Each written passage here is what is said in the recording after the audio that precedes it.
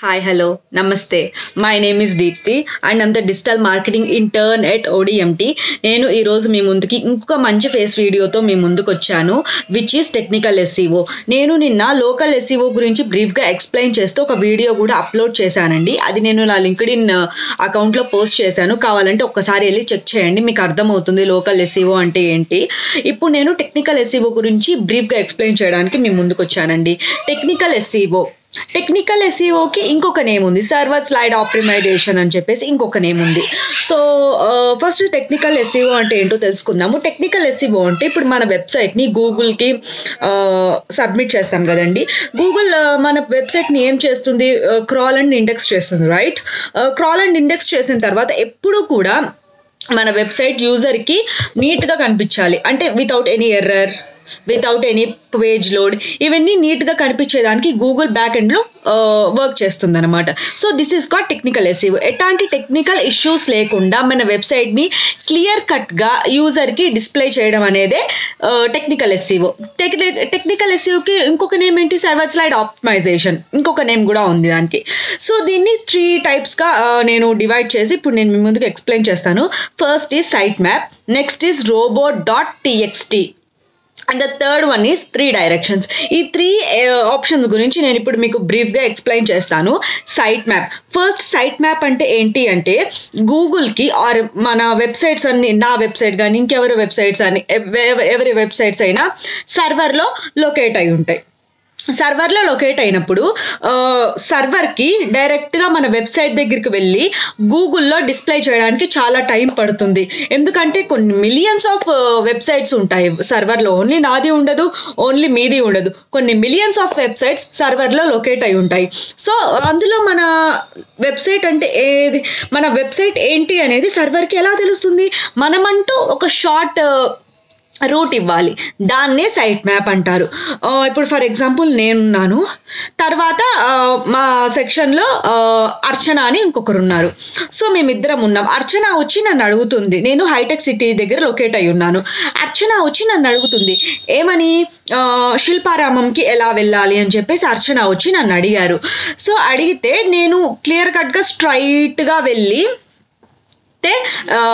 శిల్పారామం వస్తుంది అని చెప్పి చెప్తాను. So this is the correct location, అంటే షార్ట్ రూట్ అనేది చెప్పాను అనమాట. ఎందుకంటే హైటెక్ సిటీకి శిల్పారామంకి ఒక సిగ్నల్ క్రాస్ చేయగానే లొకేట్ అయి ఉంటుంది కాబట్టి శిల్పారామం, నేను షార్టెస్ట్ రూట్ చెప్పాను. అదే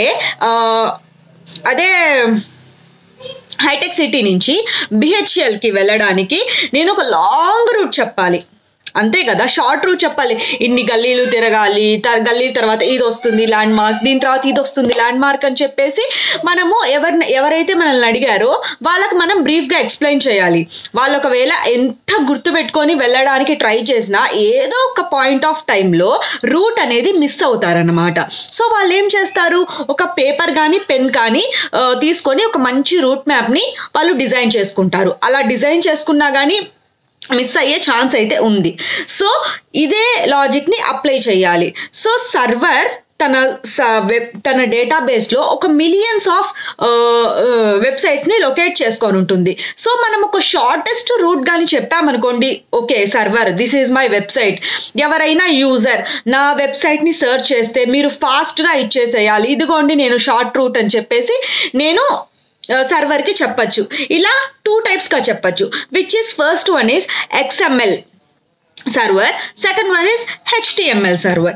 XML సర్వర్ అంటే ఇప్పుడు మనం నార్మల్గా వితౌట్ ఎనీ కోడ్ మనం ఒక వెబ్సైట్ డిజైన్ చేసామనుకోండి, సర్వర్కి అది అర్థం కాదు. అది ఏం చేస్తుంది, మన వెబ్సైట్ని కోడ్ లాంగ్వేజ్లో కన్వర్ట్ చేసుకుంటుంది. కోడ్ లాంగ్వేజ్లో కన్వర్ట్ చేసుకుంటే okay this is Deepti website, ఎవరైనా యూజర్ దీప్తి వెబ్సైట్ని సెర్చ్ చేస్తే మనము ఇది ఈ రకంగా డిస్ప్లే చేయాలి, this is the short route, తను నాకు ఒక షార్ట్ రూట్ ఇచ్చింది, అందుకని నేను గూగుల్లో తొందరగా డిస్ప్లే చేయాలి అని చెప్పేసి సర్వర్ అనేది అనుకుంటుంది. నేను ఒక పాయింట్ చెప్పడం మిస్ అయ్యానండి ఇక్కడ. ఏంటి అంటే ఏది షార్ట్ రూట్ అంటే పేజెస్ క్రాల్ చేసి ఇండెక్స్ చేస్తుంది కదా, ఆ 2 పెట్టచ్చు మనము. మిగిలిందంతా స్కిప్ చేసేసి ఆ 2 పెట్టచ్చు. ఆ 2 పెడితే గూగుల్కి సర్వర్కి అనేది అర్థం అవుతుంది, okay this is Deepti website అని చెప్పేసి. మనం మిగిలినవి కూడా స్కిప్ చేయొచ్చు. మన వెబ్సైట్లో ఏవేవైతే పేజెస్ మనము క్రాల్ చేయకూడదు అనుకుంటున్నామో అవి మనం స్కిప్ చేయొచ్చు. అది నేను సెకండ్ ఆప్షన్లో చెప్తానమాట. Okay, go back to the topic. So XML అనేది ఒక కోడ్ లాంగ్వేజ్ అనమాట సర్వర్కి. ఒక కోడ్ లాంగ్వేజ్ అయితే మనము ఇంతకుముందు SEO క్వేక్ అని చెప్పేసి ఒక ఎక్స్టెన్షన్ తీసుకున్నాము. సో అందులో డయాగ్నోసిస్ అనే ఆప్షన్కి వెళ్తే కింద XML కోడ్ అని చెప్పేసి ఉంటుంది. XML కోడ్ దాన్ని ఓపెన్ చేసి చూస్తే good your website is converted to XML అని చెప్పి రాసి ఉంటుంది. నేను నెక్స్ట్ వీడియోలో స్క్రీన్ రికార్డ్ కూడా చేసి చూపిస్తాను. ఇలా రాసి ఉంటుందండి. ఎందుకు అంటే నార్మల్ భాష అర్థం కాదు సర్వర్కి, కోడ్ లాంగ్వేజే అర్థం అవుతుంది. XML తనకు వచ్చిన భాష ఒక్కటే, ఓన్లీ కోడ్ లాంగ్వేజ్, అది XML అంటారు. So this is the briefly about XML. So next వచ్చేసి HTML అంటే మన వెబ్సైట్ అని. మనము ఏదైతే HTML వెబ్సైట్ని క్రియేట్ చేసుకుంటామో అది ఓన్గా మనదే. మన భాషలో మనం ఏదైతే యూజర్కి అర్థమయ్యేటట్టు రాసామో అది మన అంటే గూగుల్ వచ్చేసి మన వెబ్సైట్ని కోడ్లా కన్వర్ట్ చేసి తన దగ్గర పెట్టుకుంటుంది మన వెబ్సైట్ని. ఎవరైతే యూజర్ నా వెబ్సైట్ని అడిగారో, నా వెబ్సైట్ని SERP మీద సెర్చ్ చేశారో ఆ వెబ్సైట్ని గూగుల్ సర్వర్ గూగుల్లో డిస్ప్లే చేయడానికి ట్రై చేస్తుంది. అంటే HTML అంటే XML కోడ్ అనేది ఒక కామన్ మ్యాన్కి అర్థం కాదండి. కోడ్ లాంగ్వేజ్ మనము >= హెడర్ ఫూటర్ అని చెప్తే ఏమర్థమవుతుంది? ఒక మంచి మనము డైలీ మాట్లాడుకునే భాషల్లోనే ఆ చిన్న ఇంగ్లీష్ వర్డ్స్ని కానీ మనము డైలీ అయితే ఇంగ్లీష్ మాటలు మాట్లాడుకుంటాం. సో అట్లాంటి చిన్న వర్డ్స్ని ఇంక్లూడ్ చేస్తే ఓకే ఈ వెబ్సైట్ సెలూన్కి సంబంధించింది, ఈ వెబ్సైట్ ఒక మంచి మార్కెటింగ్కి సంబంధించింది అని యూజర్కి అర్థమవుతుంది. ఇప్పుడు >saloon అని చెప్పేసి అర్థమైతే ఓకే ఈ వెబ్సైట్ సెలూన్కి సంబంధించింది, సో ఇదేం మనకు అర్థం కాదు అని చెప్పేసి మన వెబ్సైట్కి ట్రాఫిక్ ఏం పెద్ద ఉండదు. నాకు తెలిసి ప్రపంచం మొత్తం మీద ఒక 100% ఒక 50-60% ఉండుంటారు కోడ్ తెలిసిన వాళ్ళు. ఆ కోడ్ తెలిసిన వాళ్ళే మన వెబ్సైట్కి వచ్చి ట్రాఫిక్ లాగా వస్తారు అంటే దట్ ఈస్ నాట్ పాసిబుల్ అండి. ఎందుకంటే మనం చేసే వెబ్సైట్ అందరికీ అర్థం కావాలి. అటు కోడ్ వచ్చిన వాళ్ళకి అర్థం కావాలి, ఇటు కోడ్ రాని వాళ్ళకి అర్థం అవ్వాలి. మనం మామూలుగా మన లాంగ్వేజ్లో రాసేది కోడ్ వచ్చిన వాళ్ళకి అర్థమవుతుంది, కోడ్ రాని వాళ్ళకి అర్థమవుతుంది. సో కోడ్లో రాస్తే కోడ్ వచ్చిన వాళ్ళకి అర్థమవుతుంది, కోడ్ రాని వాళ్ళకి అర్థం కాదు. సో మనము అందరికీ అర్థమయ్యేటట్టుగా వెబ్సైట్స్ని డిజైన్ చేయాలి. సో అందుకని చెప్పేసి HTML వెబ్సైట్లో మన సర్వర్ ఏదైతే ఉందో అది డిస్ప్లే చేస్తుంది వితౌట్ ఎనీ కోడింగ్. అంటే తను కోడ్లా కన్వర్ట్ చేసుకుంటుంది. యూజర్కి వచ్చేటప్పటికి మన నార్మల్ భాషలో ఎక్స్ప్లెయిన్ చేయడానికి ట్రై చేస్తుంది, డిస్ప్లే చేయడానికి ట్రై చేస్తుంది. So this is the briefly about site map. And the second one is robot.txt అంటే ఇప్పుడు గూగుల్ మనకి చెప్పొచ్చు. ఇప్పుడు ఫర్ ఎగ్జాంపుల్ నా వెబ్సైటే ఉందనుకోండి, నా వెబ్సైట్లో హోమ్ పేజ్ ఉంది, అబౌట్ ఉంది, కాంటాక్ట్ ఉంది, సర్వీసెస్ ఉంది, రిజర్వేషన్ ఉంది. ఈ 5 ఉన్నాయనుకోండి, పేమెంట్స్ పేజ్ కూడా. సో నేను ఒక పర్టికులర్ పేజ్ని గూగుల్ టచ్ చేయొద్దు, గూగుల్ క్రాల్ చేయకూడదు, గూగుల్ ఇండెక్స్ చేయకూడదు అని చెప్పి మనం చెప్పాలి గూగుల్కి. సో అట్లా చెప్తే గూగుల్కి నీట్గా అర్థమవుతుంది, ఓకే వీళ్ళు సబ్మిట్ చేయలేదు, సో నేను క్రాల్ చేయాల్సిన అవసరం లేదు. అండ్ ఇంకోటి వచ్చేసి robot.txt చేయడం చాలా ఈజీ అండి. ఇప్పుడు మనం all-in-one SEO ప్లగిన్ అనేది ఇన్స్టాల్ అండ్ యాక్టివేట్ చేసుకొని each and every page, post, product, reservation page, payments page అన్నీ మనం గూగుల్కి సబ్మిట్ చేస్తాము.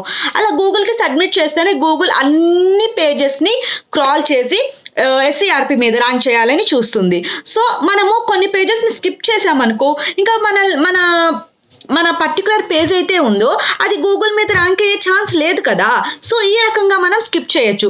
ఫర్ ఎగ్జాంపుల్ ఇప్పుడు నాకు రిజర్వేషన్ పేజ్ వద్దు, పేమెంట్స్ పేజ్ వద్దు, ఈ 2 పేజీలు నాకు SCRP మీద కనిపించకూడదు అంటే నేనేం చేయాలి, అసలు గూగుల్కి ఆ పేజెస్సే నేను కనిపించకుండా చేయాలి. ఆ పేజెస్ కనిపించకుండా ఏం చేయాలంటే నేనేం చేయాలి, అసలు గూగుల్కి ఆ పేజెసే సబ్మిట్ చేయకూడదు.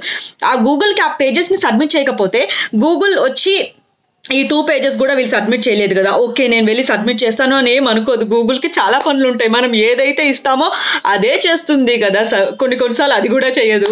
సో ఈ రకంగా మనము robot.txt అనే దాన్ని పర్ఫామ్ చేయొచ్చు అనమాట. And the third one is redirections. రీడైరెక్షన్స్లో 3 టైప్స్ ఉంటాయి. First one 301 redirection, second one is 302 redirection, third one is 307 redirection. ఈ 3 గురించి నేను ఇప్పుడు ఎక్స్ప్లెయిన్ చేస్తాను. ఫస్ట్ 301 అంటే పర్మనెంట్ రీడైరెక్షన్ అండి.